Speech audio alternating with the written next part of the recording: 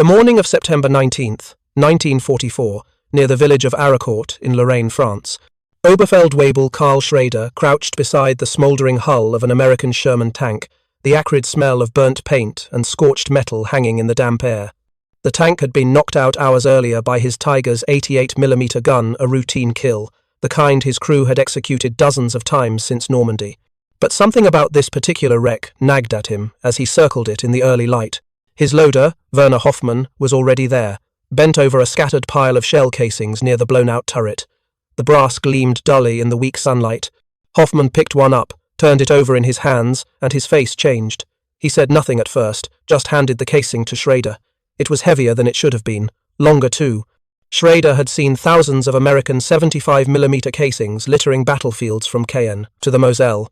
This wasn't one of them. Stamped into the base were markings he'd never encountered before. 76mm, M62, A1, lot numbers from 1944. His stomach tightened. If you're enjoying this deep dive into the story, hit the subscribe button and let us know in the comments from where in the world you are watching from today. By mid-morning, Schrader had collected 3 more of the unfamiliar shells from disabled American tanks in the sector. His company commander, Hauptmann Dieter Volkmann, examined them in the command post, a requisitioned farmhouse with maps spread across a heavy wooden table. Volkmann was a veteran of the Eastern Front, a man who'd seen 34s burning in the snow outside Kursk. He knew Soviet armor, he knew British armor, and he thought he knew American armor. But these shells told a different story. The German army of September 1944 operated under a carefully constructed narrative, one built on 2 years of battlefield dominance and the terrifying reputation of its heavy tanks. The Tiger, with its 100mm frontal armor and 80mm sides, had been marketed to German crews as practically invulnerable from the front. Training manuals emphasized this advantage. Propaganda films showed Tigers shrugging off shell after shell. Veterans returning from the front spoke of American Shermans as Ronsons, a dark joke referencing the cigarette lighter, because they lit on fire so easily. The psychological architecture of German tank warfare rested on a simple equation: superior German armor and firepower would overcome Allied numbers. A single Tiger was supposedly worth 5 Shermans. The math had held, more or less, since Tunisia. German crews were taught that maintaining frontal aspect to the enemy meant near-certain survival. Even if outnumbered, even if short on fuel, the Tiger's thick hide would keep them alive. That belief wasn't just doctrine, it was a lifeline in a war, where Germany's industrial capacity was being systematically destroyed and where every Tiger lost was one that could never be replaced. Schrader's Tiger, number 231, had arrived in France in early August. One of 60 Tigers assigned to Schwerpanzerabteilung 503, the 503rd Heavy Tank Battalion. The battalion had been thrown into the meat grinder of the Normandy breakout and had suffered for it not from enemy fire, primarily, but from mechanical failures, fuel shortages, and the relentless Allied air attacks that made daylight movement suicidal. Still, in direct combat, the Tiger remained king. American 75mm guns simply couldn't penetrate a Tiger's frontal armor at combat ranges. The standard M61 armor-piercing round could achieve, at best, 88mm of penetration at 100 meters against flat armor. The Tiger's frontal plate was 100mm thick. The math was simple, and it was in Germany's favor, or it had been.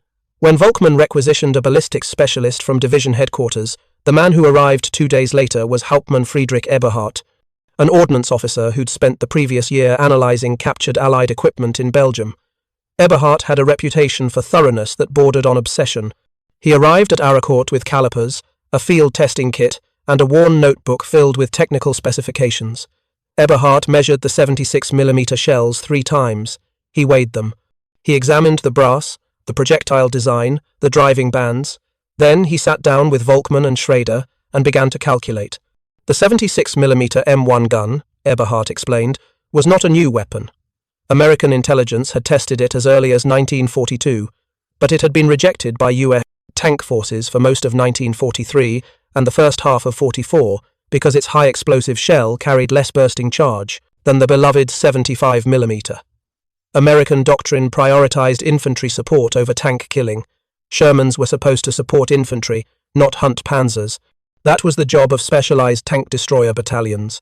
So the 76 had languished, mounted on a handful of M18 Hellcat tank destroyers but kept off the main battle tanks, until Normandy. In July 1944, after American tank battalions had been mauled trying to break through the bocage against dug-in Panthers and Tigers, the calculus changed overnight. Eisenhower himself had demanded answers. Tests were hastily arranged. The results were humbling. The 75mm could not reliably penetrate even a Panther's frontal armor, let alone a Tiger's. Suddenly, those 76mm Shermans sitting in depots in England became desperately wanted. Hundreds were rushed to France for Operation Cobra in late July. By September, they were spreading across the American tank battalions like a quiet revolution. And German intelligence had missed it entirely. Eberhardt's calculations were meticulous. The 76mm M1 gun, firing the M62A1 armor-piercing capped ballistic cap round, could achieve a muzzle velocity of roughly 2,600 feet per second. At 100 meters, it could penetrate approximately 125 millimeters of rolled homogeneous armor at 90 degrees. At 1,000 meters, that dropped to around 106 millimeters. Volkmann stared at the numbers. The Tiger's frontal armor was 100 millimeters thick, not sloped, just flat vertical plate. From the front? Volkmann asked. From the front? Eberhardt confirmed. At typical combat ranges, say 800 meters, the penetration would be approximately 110 millimeters, more than sufficient. The room went quiet. Outside, Schrader could hear the rumble of German truck convoys moving south, away from Patton's advancing Third Army. The autumn rains had started, turning the roads to rivers of mud. Fuel was short, replacements were green, and now this. Schrader thought about the previous week's engagement near Rechicourt. His Tiger had taken a hit to the front glacis, a sharp, ringing impact that had startled the crew but done no damage. They'd laughed it off. Probably some 75mm from a concealed Sherman, they'd figured. A gnat bite. Schrader had traversed the turret, spotted the source, and destroyed the American tank with a single shot at over a kilometer. Textbook. But what if it hadn't been a 75? What if it had been a 76, and the American gunner had simply missed the center mass? What if the next one didn't? Eberhardt continued. The problem wasn't just the base armor-piercing round. Intelligence indicated the Americans were also developing a tungsten-core high-velocity armor-piercing round, designated T4, later standardized as M93. Early test reports from captured documents suggested this round could achieve penetration figures of 150 millimeters or more at close range. Against a Tiger's flat armor, it would be devastating. Volkmann asked the obvious question, how many of these tanks are out there? Eberhardt didn't know. No one did. German reconnaissance had been crippled by Allied air superiority. Radio intercepts were fragmentary. The best estimate was that perhaps 1 in 4 American Shermans now mounted the 76mm gun, with the ratio increasing every week. Some units, particularly in Patton's spearheading armored divisions, might have an even higher proportion. And the Panther? Schrader asked. What about Panther armor? Eberhardt's expression darkened. The Panther was Germany's other great hope, a medium tank with a powerful 75mm gun and heavily sloped frontal armor. On paper, its glacis plate, 80mm thick but angled at 55 degrees, was nearly impenetrable. The effective thickness approached 140mm. Allied 75mm guns bounced off it like pebbles. But the 76mm was a different beast. Eberhardt had run the calculations. At typical combat ranges, the M62 round would still struggle against the Panther's glacis due to the extreme slope, but the turret face, the gun mantlet, the side armor, all vulnerable, and if the Americans got the tungsten rounds into widespread use, even the glacis might not hold. The realization settled over the room like a cold fog. For 2 years, German tankers had gone into battle with a psychological advantage as important as any technical specification. The knowledge that their frontal armor made them nearly invincible in a head-to-head duel. That advantage was evaporating. Not because German armor had gotten weaker, but because American guns had gotten stronger. And it had happened so quickly, so quietly, that the German military intelligence apparatus already strained to breaking by partisan attacks, and Allied bombing hadn't caught it in time to warn the frontline troops. Schrader remembered a conversation from a month earlier, before Aracourt, when his battalion had been refitting near Metz. An older Tiger commander, a Knight's Cross holder named Oberleutnant Hans Schaefer, had been expounding on the superiority of German armor. Schaefer had fought in Russia, in Italy, in France. He'd knocked out over 40 enemy tanks. His crew worshipped him. The Americans have numbers, Schaefer had said, gesturing with a cigarette. They have industry. They have logistics. But they don't have our armor. A Tiger is a fortress on tracks. You keep your front to the enemy, You angle the hull 30 degrees, and you're untouchable. The Ivans learned that at Kursk. The British learned it in Tunisia. Now the Americans are learning it in France. Some lessons have to be taught in blood. How many crews, Schrader wondered, were still operating under Schaefer's assumptions? How many Tigers were being positioned in defensive ambushes, their commanders confident that frontal hits would be harmless, not knowing that the equation had changed? The numbers told an ugly story. Germany had built 1,347 Tiger I tanks between August 1942 and August 1944, when production ended in favor of the even heavier Tiger II. Of those, hundreds had been lost to mechanical breakdown, Allied air attacks, or simply abandoned when they ran out of fuel. The actual number of operational Tigers on the Western Front in September 1944 was probably less than 200. Each one was irreplaceable. Each crew had months of specialized training. Losing them to a threat they didn't know existed was unthinkable, but that was exactly what was happening. Volkmann made his decision quickly. He drafted a report for division headquarters, detailing the discovery of the 76mm ammunition and Eberhardt's analysis. He emphasized the urgent need to update tactical guidelines and warn all panzer units about the new American guns' capabilities. The report was typed, sealed, and sent up the chain by courier that evening. It would take 3 weeks to reach the appropriate intelligence office. By then, the Battle of Arakourt would be over. The 503rd Heavy Tank Battalion would be shattered, and the myth of Tiger invincibility would be dead. The Battle of Arakourt began in earnest on September 19, 1944, when elements of the German 5th Panzer Army launched a coordinated counter-offensive aimed at recapturing the town of Lunéville and eliminating the American bridgehead over the Moselle River. German High Command had assembled a formidable force, the 11th Panzer Division, supported by the 111th and 113th Panzer Brigades. Together, they fielded 262 tanks and assault guns, including approximately 48 Panthers and a smaller number of Tigers from Schwer Panzer Abteilung 503. Opposing them was Combat Command A of the USA 4th Armored Division, a force that had been in continuous combat since the breakout from Normandy and was now down to roughly 90 operational tanks. On paper, the Germans had overwhelming superiority. They had better armor, more powerful guns, and local numerical advantage. By all the calculations that had governed tank warfare for the previous 2 years, this should have been a German victory. But the Americans had 3 advantages the Germans didn't fully appreciate: superior tactical intelligence, devastating air support from the 19th Tactical Air Command, and an increasing number of those new 76mm Shermans that Schrader had discovered. The first major engagement occurred near the village of Arakourt itself on the morning of September 19th. Schrader's Tiger was positioned in a defensive line on a low ridge overlooking the approach roads from the south. The position was textbook: hull down, frontal armor angled, excellent fields of fire stretching nearly 1,500 meters. His commander, Volkmann, had personally selected the spot. If American armor tried to push north, they'd have to come through this valley, and the Tigers would slaughter them at range. The morning mist was still clinging to the ground when Schrader first spotted movement through his periscope. Sherman tanks, advancing in a loose formation, maybe a dozen of them, moving with that characteristic American caution that German tankers had learned to recognize. They were coming up the valley road, spread out but not particularly well concealed. Volkmann gave the order to hold fire until they reached optimal range, roughly 1,000 meters. Standard procedure. At that distance, the Tiger's 88mm gun would punch through a Sherman's frontal armor, like it was cardboard, while the American 75mm rounds would be ineffective. But something was different about these Shermans. Schrader noticed it first. The guns were longer. The turrets looked bulkier, slightly different in profile. Through the morning haze, he couldn't be certain, but his gut told him these weren't the standard 75mm tanks they'd been fighting for months. At 900 meters, Volkmann ordered fire. Schrader's gunner, a 20-year-old named Franz Dietrich who'd been with the crew since training, put the first round through a Sherman's turret. The American tank brewed up instantly, the ammunition cooking off in a gout of flame and black smoke. A kill, 1 down. But then the Americans responded, and everything changed. The return fire wasn't the scattered, ineffective shooting that German crews had grown accustomed to. These Shermans were engaging at ranges that should have been suicide for them, and their shots weren't bouncing. The first round hit Schrader's Tiger on the frontal glacis with a sound like a sledgehammer striking a church bell. The impact was so violent that Hoffmann, the loader, was thrown against the turret wall.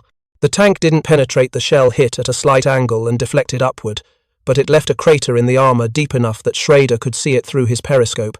A 75mm wouldn't have done that, couldn't have done that. Dietrich was already traversing for the next target when a second impact struck the turret face, just to the left of the main gun. This time, the penetration was partial. The shell didn't fully breach the armor, but it created a shower of white-hot spalling that ricocheted inside the turret. Schrader felt something hot slash across his left forearm. Dietrich screamed. The shell had fragmented, and a chunk of steel had embedded itself in the gunner's shoulder. Volkmann was shouting orders, telling them to reverse, to get behind the ridge line, but the Tiger's transmission was grinding a chronic problem with the overlapping road wheel design in muddy conditions. They lurched backward, but not fast enough. The third hit came from a different Sherman, one that had maneuvered to a slight angle. The 76mm round struck the Tiger's side armor 80mm thick, vertical, supposedly proof against anything the Americans fielded. The shell went through like it wasn't there. It entered behind the driver's position, passed through the fighting compartment, and exited out the opposite side. The driver, a kid from Bavaria named Josef Brunner, died instantly. The rest of the crew bailed out. Schrader found himself lying in muddy grass behind the burning Tiger, his ears ringing, his left arm bleeding from the spall wound. Hoffmann was beside him, dragging the wounded Dietrich. Volkmann was on his feet, directing surviving crews toward a fallback position. The radio operator and the machine gunner from another Tiger crew were running past, their tank also burning. In the valley below, the American Shermans continued their advance. Schrader counted at least 8 still moving. The German defensive line had collapsed in less than 15 minutes. By nightfall on September 19th, the 503rd Heavy Tank Battalion had lost 11 Tigers, roughly a quarter of its operational strength. Most had been knocked out by those new 76mm guns, often from ranges that would have been impossible for the older American weapons. The Panther brigades had fared even worse. Their crews, less experienced and poorly trained, some had received only 2 weeks of instruction before being thrown into combat, proved unable to handle the combination of American firepower, superior tactical positioning, and devastating air attacks. The pattern repeated over the following days. On September 20th, near the village of Lezay, a platoon of 4 Tigers attempted a dawn assault on American positions. They were supposed to overrun a company of Shermans and open a corridor for German infantry. The Tigers advanced in formation, their commanders confident in their armor and firepower. 3 of the 4 were destroyed before they could close to effective range. The American tanks had been positioned behind slight rises in the terrain, hull down, only their turrets visible. They'd waited until the Tigers were committed to the attack before opening fire. The 76mm guns proved brutally effective at ranges between 600 and 900 meters, close enough for reliable penetration, but far enough that the Tigers couldn't immediately maneuver out of the engagement. Schrader, now assigned to a replacement Tiger after his own was written off, watched the attack from a support position. He saw the leading Tiger take 3 hits in rapid succession: turret front, gun mantlet, and upper glacis. All 3 rounds penetrated. The tank didn't burn. It just stopped, dead in its tracks, the crew likely killed by the initial penetrations. The second Tiger tried to reverse, but threw a track in the muddy ground. American artillery found it within minutes. The third managed to fire off several rounds before a 76mm shell went through its turret ring, jamming the traverse and forcing the crew to abandon. Only 1 Tiger made it back to German lines. Its commander, a veteran named Lieutenant Berger, reported that he'd counted at least 15 American tanks in the engagement zone. At least half had been the new 76mm variants. He estimated they'd destroyed 2 Shermans, possibly 3. A loss ratio of 3-to-1 in Germany's favour sounded respectable until you did the math. Germany couldn't replace its Tigers. America was producing thousands of Shermans every month. The psychological impact on surviving German crews was immediate and devastating. For men who'd been taught that their armour made them nearly invincible, the realization that American tanks could now kill them frontally, at combat ranges, in broad daylight, shattered a fundamental assumption. If you're finding this story engaging, please take a moment to subscribe and enable notifications. It helps us continue producing in-depth content like this. The German tank manual, Tiger Fibel, had emphasized maintaining frontal aspect to the enemy as the key to survival. Angling the hull at 30 to 45 degrees would maximize effective armor thickness to 180 millimeters or more, making the Tiger impervious to any Allied gun up to 152 millimeters. That doctrine was printed in training materials. It was preached by instructors. It was the foundation of German tank tactics. Now it was obsolete. Eberhardt's report, the one Volkmann had sent up 3 weeks earlier, finally reached the appropriate intelligence office in early October. By then, the Battle of Aracourt was over. The German 5th Panzer Army had failed to recapture Lunéville or eliminate the American bridgehead. In 11 days of fighting, German forces had lost approximately 281 tanks and assault guns, more than they'd fielded at the start of the operation. The losses included virtually all of the Panthers from the 111th and 113th Brigades, most of the operational Tigers from the 503rd Battalion, and countless Panzer IVs. Combat Command A of the 4th Armoured Division reported losses of about 25 to 30 tanks, most to mines, mechanical failure, or lucky shots from Panthers at extreme range. The exchange ratio was catastrophic for Germany. At Aracourt, American forces had achieved roughly a 10-to-1 kill ratio against supposedly superior German armour. The intelligence officer who finally read Eberhardt's report was a Major Klaus Hoffmann, stationed at Army Group G headquarters near Strasbourg. Hoffmann had spent most of the war analysing Soviet equipment and tactics. He understood armour penetration tables. He understood the material balance of the war, and as he read Eberhardt's careful analysis of the American 76mm gun, he understood that something fundamental had shifted. Hoffmann cross-referenced the report with after-action summaries from Aracourt and found the correlation impossible to ignore. German tank losses had spiked precisely in those sectors where American 76mm Shermans were most concentrated. Tiger and Panther crews were reporting frontal penetrations at ranges they'd considered safe. Several after-action reports specifically mentioned longer-barreled American tanks or new American gun types. The intelligence failure had been complete. German reconnaissance had been so degraded by Allied air superiority that they'd missed the widespread introduction of a weapon system that fundamentally altered the tactical balance. Now German tankers were paying the price in blood and burning steel. Hoffmann drafted an urgent tactical bulletin to be distributed to all panzer units. The key points were stark. American Sherman tanks now frequently mount a 76mm high-velocity gun, capable of penetrating Tiger and Panther frontal armour at typical combat ranges. The previous assumption that Tiger frontal armour provided protection against American tank guns is no longer valid. Tigers must now employ the same cautious tactics previously reserved for encounters with Soviet heavy tanks or British 17-pounder guns. Maximize range, use terrain masking, and avoid frontal engagements when possible. Tank crews should assume that approximately 1 in 4 American Shermans now carries the 76mm gun, with this ratio increasing weekly. The bulletin was distributed in mid-October. For many crews, it arrived too late. For others, it simply confirmed what they'd already learned through bitter experience. Schrader received his copy on October 18th, at a rest area near Metz, where the remnants of the 503rd Battalion had been withdrawn for refitting. Of the 48 Tigers that had entered the Aracourt battle, only 14 were still operational. The others had been destroyed, abandoned due to mechanical failure, or were awaiting major repairs that would never come. Spare parts were nearly impossible to obtain. Fuel was rationed so severely that training exercises had been suspended. He read the bulletin in the autumn twilight, sitting on the hull of his new Tiger, his third of the war. Hoffmann, his loader, was beside him. Dietrich, the gunner, had survived his wound but had been evacuated to Germany. His replacement was a corporal named Stefan Müller, who'd crewed a Panzer IV in Russia and had no experience with the Tiger at all. "They're telling us what we already know," Hoffmann said, his voice flat. Schrader nodded. The bulletin didn't change the tactical situation. It just made the reality official. The Tiger, Germany's most feared weapon, was no longer invincible. Perhaps it never had been, perhaps that invincibility had always been as much propaganda as fact. But for 2 years, German crews had believed in it, and that belief had been worth something. It had given them confidence, it had made them aggressive, it had made them dangerous. Now, reading this carefully worded admission that their armour wasn't enough, Schrader felt something inside him settle and harden. Not despair, exactly, more like resignation. The math was inescapable. Germany couldn't replace its losses, America could. German fuel production was being strangled by Allied bombing. American logistics were a marvel of industrial efficiency. German tank crews were increasingly green recruits with minimal training. American crews were veterans of campaigns from Africa to France, and now the Americans had guns that could kill Tigers frontally. The Tiger itself was a masterpiece of over-engineering, a 56-ton behemoth with a reputation that exceeded its actual battlefield performance. It was expensive to build, requiring over 300,000 Reichsmarks per unit, compared to less than 100,000 for a Panzer IV.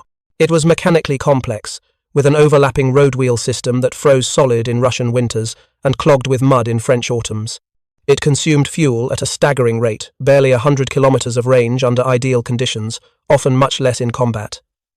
Its transmission was prone to failure. Its engine required constant maintenance.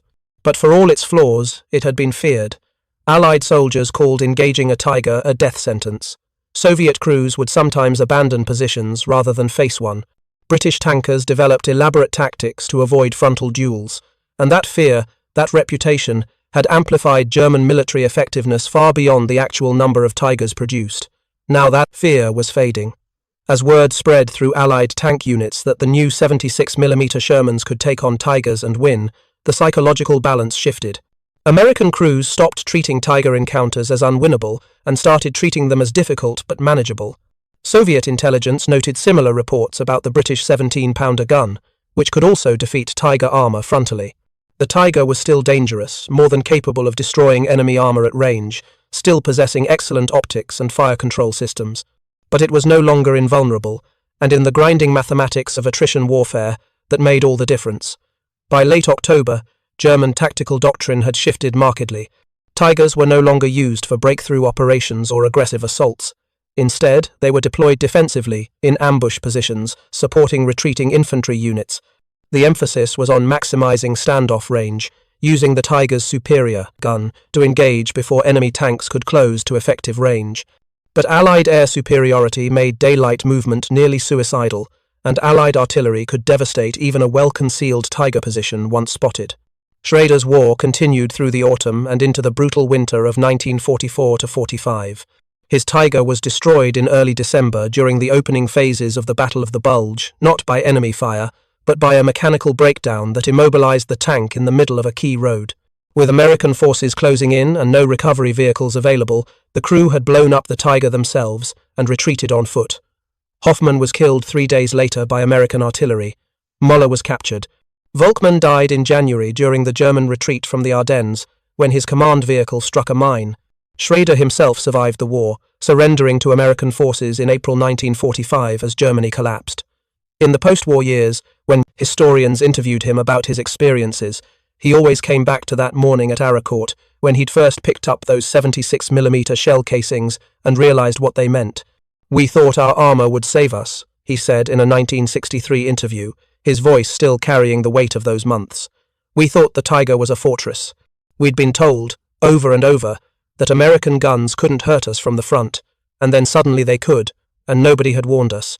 It wasn't the penetration that broke us, it was the shock of discovering that everything we'd been taught was wrong. After Aracourt, we knew we were fighting a losing war. Not just strategically, but tactically. Tank for tank, crew for crew, we were still better. But it didn't matter anymore. They had more tanks, more fuel, more ammunition, and now they had guns that could kill us. The mathematics were against us. The broader implications of Aracourt and the American 76mm gun extended far beyond a single battle or even a single weapons system. What the engagement revealed was a fundamental shift in the material balance of armoured warfare, a shift that Germany's strategic situation made impossible to counter. The production numbers told a sobering story. In 1944, Germany produced approximately 19,000 armoured fighting vehicles of all types, including tanks, assault guns, and tank destroyers. This represented an enormous mobilization of German industry, achieved despite relentless Allied bombing that destroyed factories, disrupted rail networks, and killed or displaced workers. By comparison, the United States produced approximately 17,500 tanks in 1944, along with thousands of other armoured vehicles. The Soviet Union produced 29,000 tanks and self-propelled guns, but raw production numbers didn't tell the whole story. What mattered was the ability to get those vehicles to the front lines, supply them with fuel and ammunition, crew them with trained soldiers, and maintain them in combat conditions. Here, Germany faced insurmountable challenges. Fuel was perhaps the most critical constraint. By mid-1944, German synthetic fuel production was being systematically destroyed by Allied strategic bombing. The famous Ploesti oil fields in Romania, which had provided much of Germany's natural petroleum, were captured by Soviet forces in August 1944. German armoured units were frequently immobilized not by enemy action but by lack of fuel. Tanks were abandoned during retreats because there wasn't enough fuel to drive them to safety. New Tigers arriving from factories sometimes sat unused in depots because there was no fuel for training exercises. The Tiger itself was an extreme example of this problem. Its Maybach HL 230P45 engine, a V12 producing 700 horsepower, consumed fuel at a rate of roughly 256 litres per 100 kilometres under combat conditions, sometimes more if the driver was inexperienced or the terrain difficult. With a fuel capacity of 540 litres, a Tiger's operational range was often under 100 kilometres. By contrast, a Sherman's fuel efficiency was considerably better, and American logistics could deliver fuel to forward units with remarkable reliability. The maintenance burden was equally telling. German armour, especially the heavier designs like the Tiger and Panther, required constant mechanical attention. The Tiger's overlapping road wheel system, while providing good weight distribution, was a maintenance nightmare. Mud, snow, or ice could pack between the wheels and freeze overnight, immobilizing the tank until crews spent hours chipping away the frozen debris. The interleaved wheels meant that replacing an inner wheel required removing multiple outer wheels, a job that could take an entire day. In Russia, during winter, Tiger crews sometimes had to light fires under their tanks just to thaw the wheels enough to move. The Panther, despite being newer and theoretically more reliable, had its own catalogue of problems. Early production models suffered from engine fires, transmission failures, and steering system breakdowns.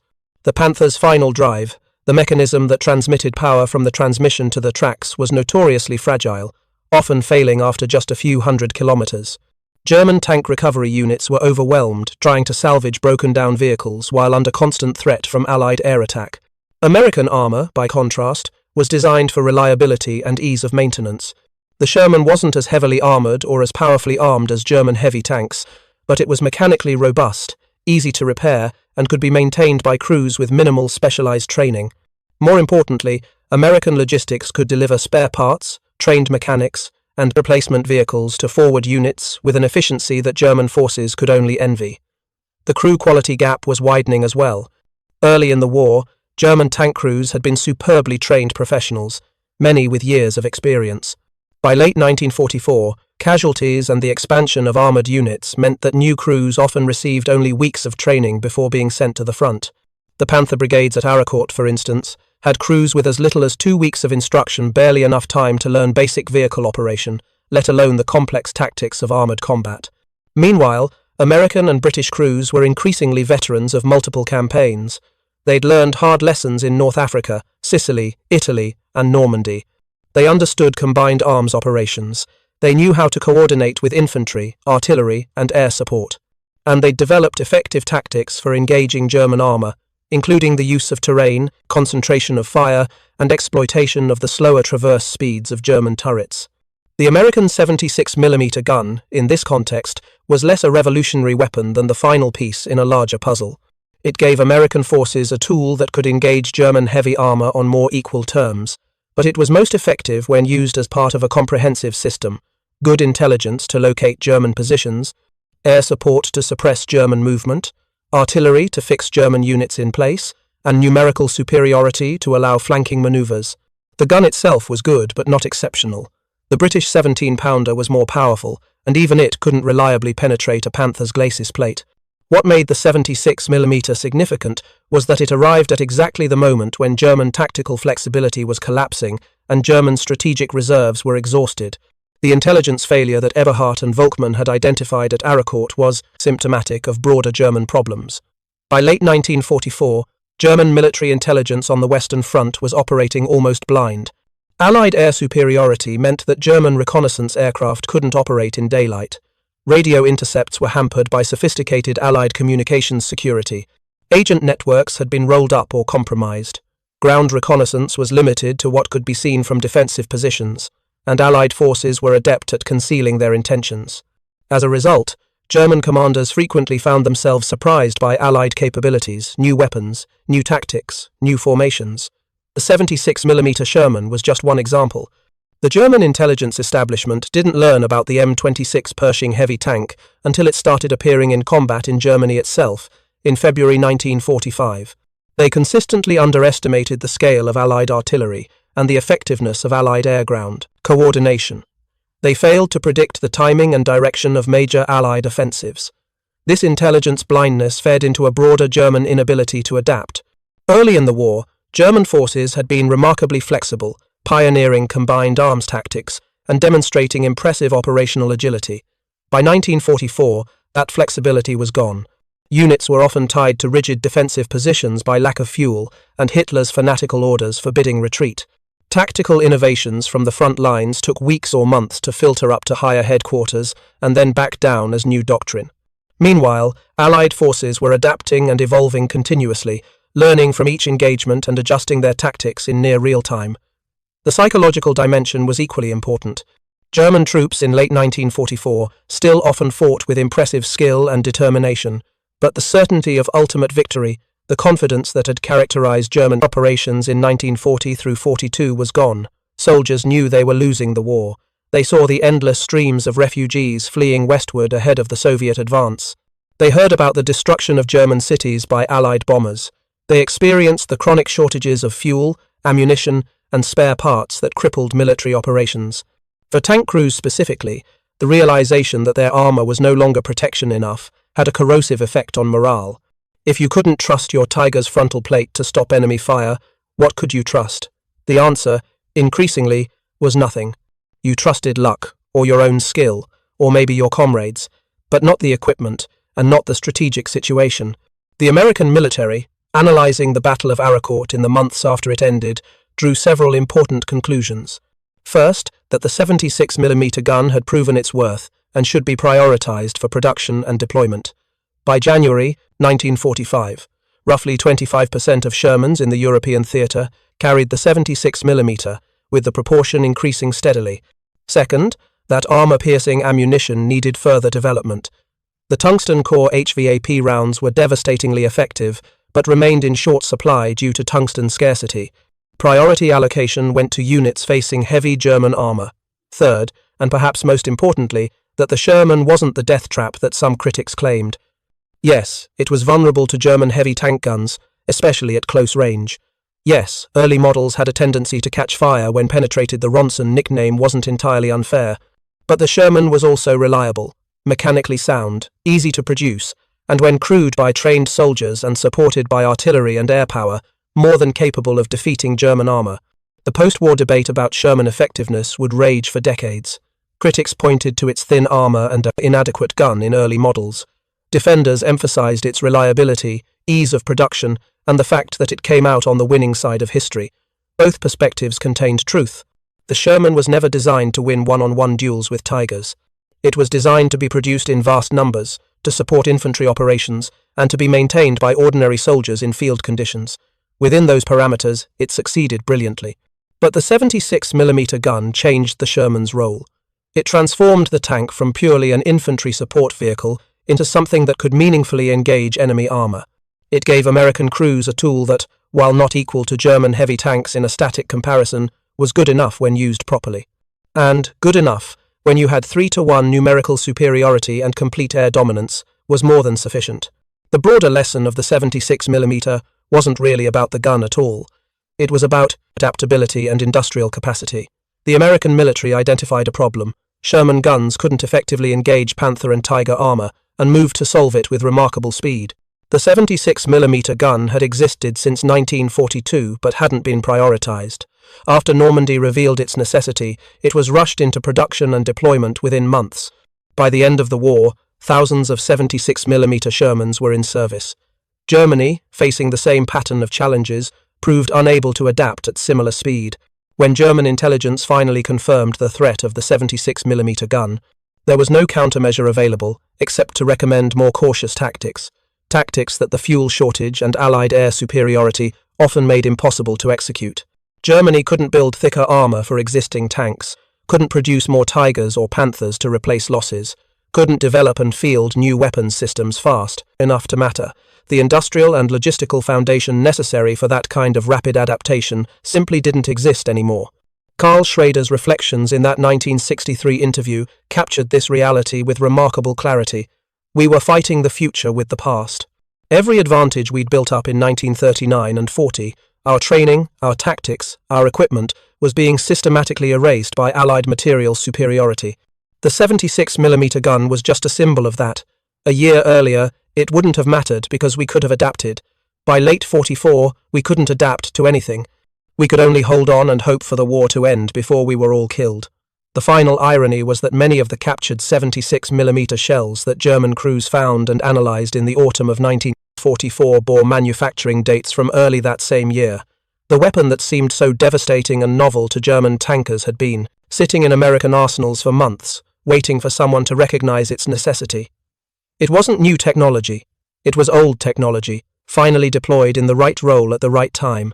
In that sense, the story of the 76mm gun and the Tiger tank's vulnerability is less about specific weapons and more about the nature of industrial warfare. Wars are won not by individual weapons systems, no matter how impressive, but by the capacity to outproduce, outsupply, and outadapt the enemy.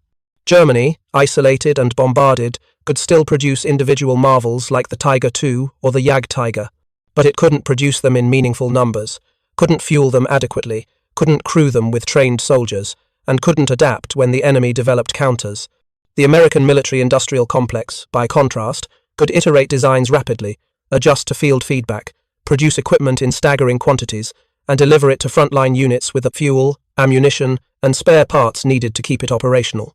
The 76mm Sherman wasn't a brilliant technological breakthrough. It was the product of a system that could identify problems and solve them faster than the enemy could adapt. That system won the war. Thank you for watching. For more detailed historical breakdowns, check out the other videos on your screen now, and don't forget to subscribe.